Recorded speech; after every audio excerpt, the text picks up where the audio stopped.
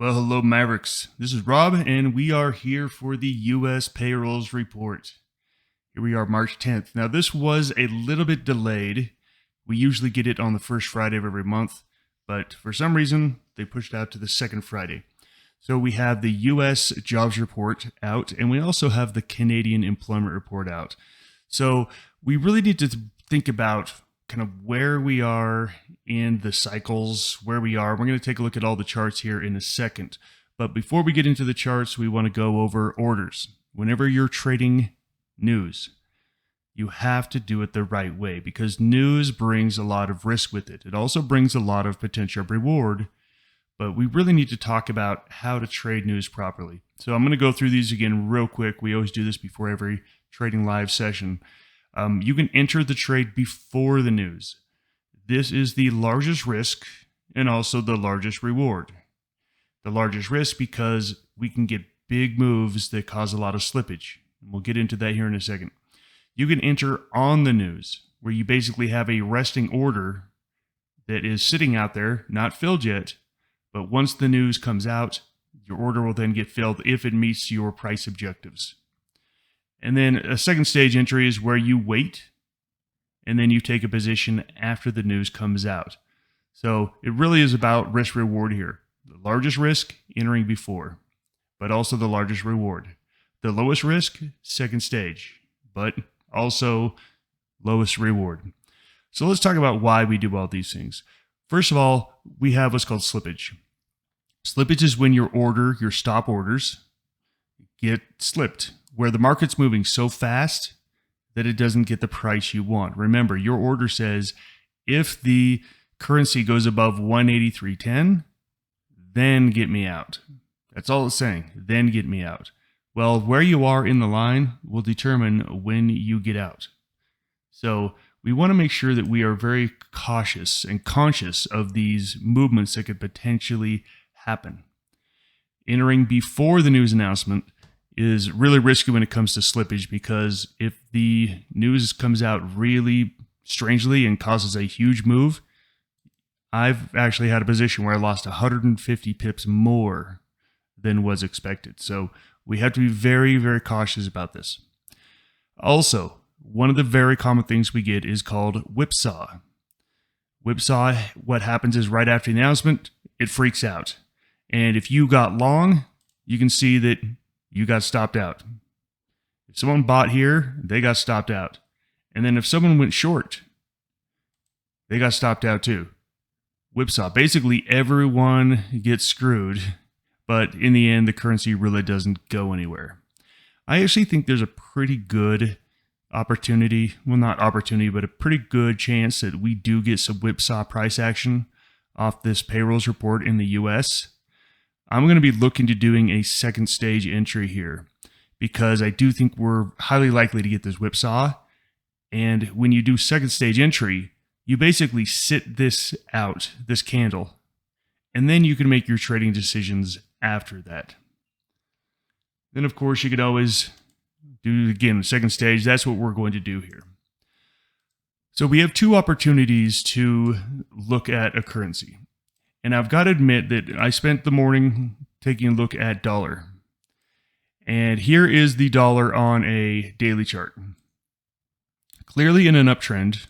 Again, this is the dollar basket. So this is the dollar equally weighted against all the other currencies. We have an uptrend. There's no question there's an uptrend. But you can see over the last 3 days, we've come down a bit. So on a chart, this is where I don't think the dollar is in a perfect place here. On a chart, short-term weakness, and we'll take a look at the shorter-term charts, but the daily chart, the longer term is saying the dollar is still going higher. But when you get into the smaller time frames, you can see that the dollar is actually declining. And so this is just a tough call here. Short-term weakness, longer-term strength. How do you play this? And I think it's a very confusing trade at the moment. Like I said, overall, I think the dollar is going to go higher off the daily chart.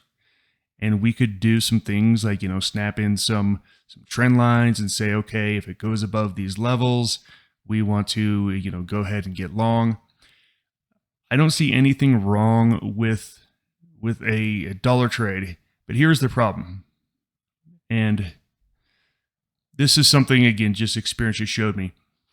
We got that big run on Tuesday. We got the huge run Tuesday. And then we've had some really positive dollar news over the last 2 days. And the dollar has not been able to go up. And that's always a little sign to me that if good news can't make you go up anymore, then it's telling you it's probably going to be tough for this thing to go up. So I'm looking at this dollar saying, okay, longer term, I like it on the long side. Shorter term, it's not reacting to positive news. That this is, to me, a very difficult trade here. So one of the things I always like to tell our traders to do, and I always say these words, if I could script out the trade, just think about that. If I could script out the trade, then I would do this. So in this trade here, I actually think this dollar is showing some shorter term weakness. And every time good news comes out, it pops up a little bit and sells off over the last couple of days. If I could script this trade, I would like to be short dollar, but off of a substantial run off of the news. So again, I'm just thinking in my mind, okay, what situation do I want to place my capital in? What is, I think, the best trade here? And this has been a trade we've done for the payrolls report, really for the last year. It's very common to get that reversal move after the initial burst, whether it's down or to be up. That's kind of been the trade here, and I still think it is the trade. I would much, again, if I could script the trade, I want to see a pop in the dollar, and then I want to fade that trade. So that's going to be my trade. That's the only trade I'm looking to make here today. So the question is, what do I fade it against? Well, I go into relative strength, and I can see that right now the pound is actually the strongest currency on the day. So for me, I'm always pairing up relative strength versus relative weakness. So I want to see pound dollar. That's going to be the trade I'm looking at. As you can see here on a 1 hour chart, the pound's looking pretty good against the dollar. What I want to see is the dollar get some strength out of the report. I would love to see this dollar come all the way back down into this range. Into this range where we based or slightly above it. And then if it holds this range, I'm going to catch it on the way back up. So my trade is I want this to come down into this area. I want it to stop going down, and then when it comes back up, I'm going to try to catch it right around 119.50, 119.40, 119.50. But I'm going to let this trade develop. So this is where I love getting everything ready before the trade is out. I'm going to go in here to my trader workstation. I'm going to build a trade. Again, I build these trades and get them ready. So I'm going to be placing a buy stop here.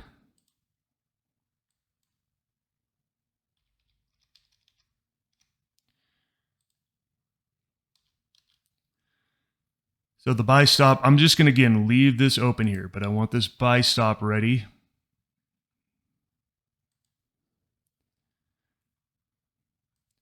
And then I'm going to go ahead and attach my stop to it. So I just right click, attach, put my stop to it.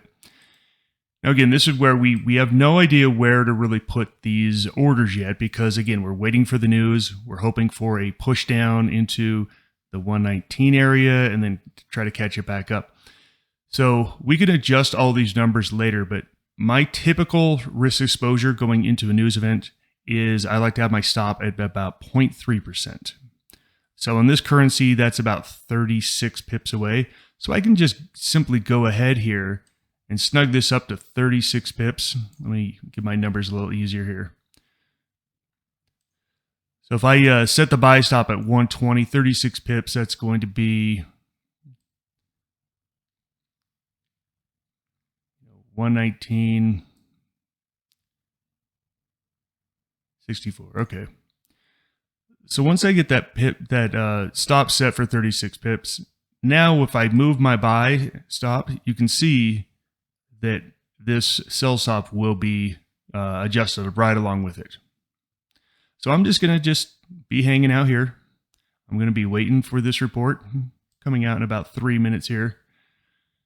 And I will, again, this order is not live. This order is not live. It's not even pending. It's just an order I built. I haven't hit submit on this or anything. All right, while we're waiting for the news to come out, the other trade I thought of was the CAD. So I think the dollar is actually a tougher trade here. And if you wanted to take a look at CAD, I think the CAD is showing some relative weakness here. So the big question is what to pair that up against. Right now, the Swiss franc is actually the pound and the Swiss franc are the best. So you could take a look at it, say, I don't want to mess with dollar. I want to be focusing on something like pound CAD. You can see pound CAD has been very, very strong today. And if you take a look at where it is on this daily chart, you can make a case that we are breaking out of this flag pattern. So I do think pound CAD, if you say, hey, I don't want to mess with dollar, I want to be in the CAD, then I think this is the trade here. Pound CAD, looking on shorter term charts. Again, boy, breakout above 166 is very bullish. I wish we had more of a base going into this report, but we don't. So that's a really close entry here. That's only 35 pips away on a 166 currency. To me, that's a little closer to the market than I like to, again, start putting my orders in. But we can take a look and see what happens here on pound CAD as well.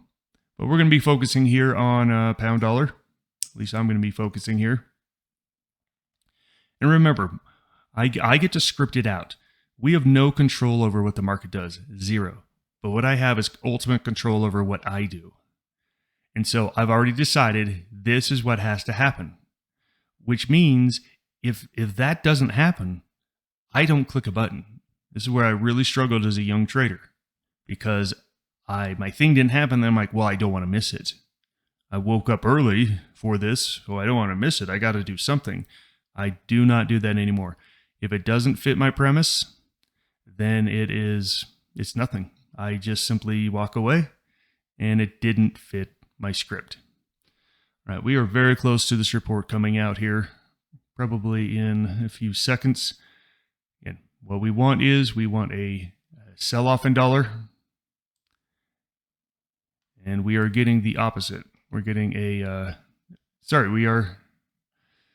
we wanted a run in the dollar, and then we wanted to buy the fade.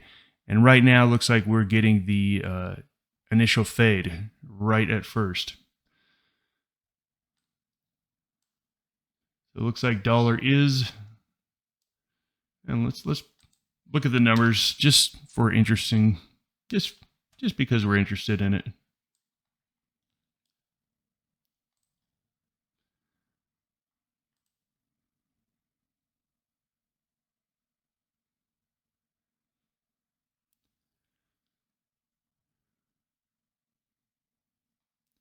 I'm going to check in here on CAD too while I'm getting the numbers.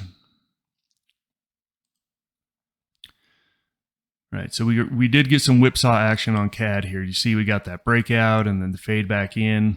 So nothing really going too substantial in CAD. Their report was better than expected. Better jobs and lower unemployment rate. So that's probably going to actually help strengthen the CAD a little bit.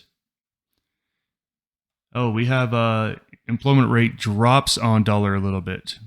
So the employment rate actually declined. Went up to 3.6%. That's going to be pretty positive for the equity market and pretty positive for risk on sentiment. So that's the only number I have in at this point. All right, so again, here we have the trade. The trade is not following my script. This is where as a young trader, I'd be like, well, then let's throw that script away and let's make one up on the fly. Well, I no longer do that, thank goodness. My life is much more peaceful since doing that.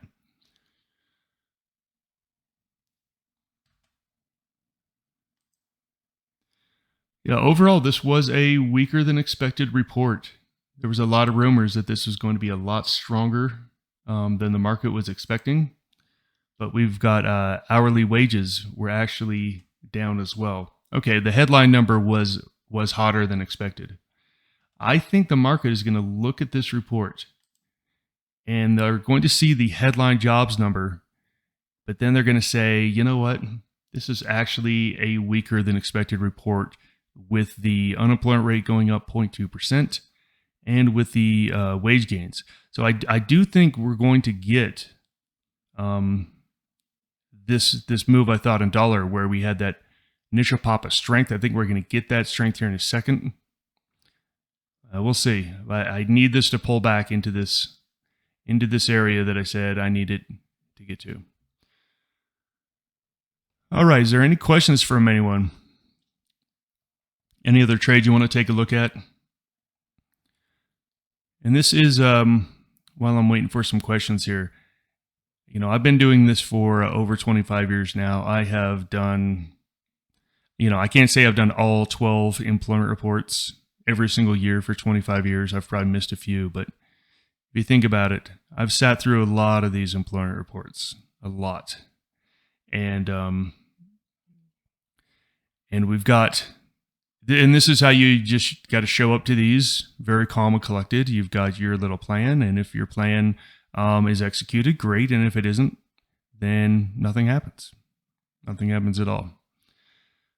So we do have, we have the odds of a 50 basis point have actually come down.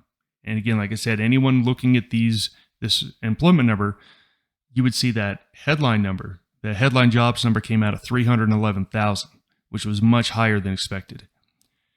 However, when you look under the surface, unemployment went up, wages went down. That's actually going to be a net positive for risk assets. So you can see here the dollar is selling off here as the pound is rising against it. And I'm going to throw up the dollar basket here just so we can see the weakness here in the dollar. Yeah.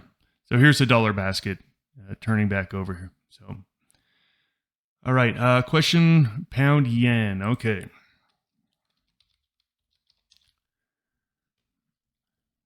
All right. So this one here, you're playing. We are here for the payrolls report of the U.S. And now look, the U.S. payrolls report, it makes everything move. When you show up for like the Australia RBA statement, you know that it's not going to cause the yen to go crazy. You know that it's very specific to the Aussie. However, a trade like this or a news event like this, it does pull everything along with it. Whatever happens to the dollar has a lot of spiderweb strings that pull everything along with it. So just looking at this trade purely on a chart, because I don't think this is directly being affected by the payrolls report here. Dollar and yen are negatively correlated. But, you know, so here we are looking at pound is strong, but yen is also strong as well. So I think what you're doing is you're playing two strong currencies against each other at the moment. And I think if you wanted to play pound, then I think you go take a look at, okay, what is weak?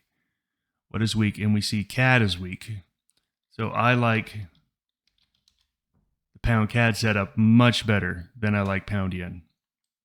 So pound yen is not a favorite trade of mine here. I would much rather be in pound CAD because I think the yen is showing strength with dollar weakness. So I think you just want to cut that out of the equation and say, hey, I like this pound on the long side, and I'm going to play the CAD, which is not performing all that well off of their employment report. I think that's going to be the pair for you. All right, well, let's check back one more time with pound dollar, and it is not going to come back. It is just not going to come back down into that range. But look, we didn't miss much, you know, 120 up to 120.30. You know, that's a pretty much of a dud of a move when it comes to payrolls reports. So we're going to shut this down, and we will come back next month, and we'll see if we can make some pips off of the payroll report next month. Thanks for joining me, everyone. Take care. Goodbye.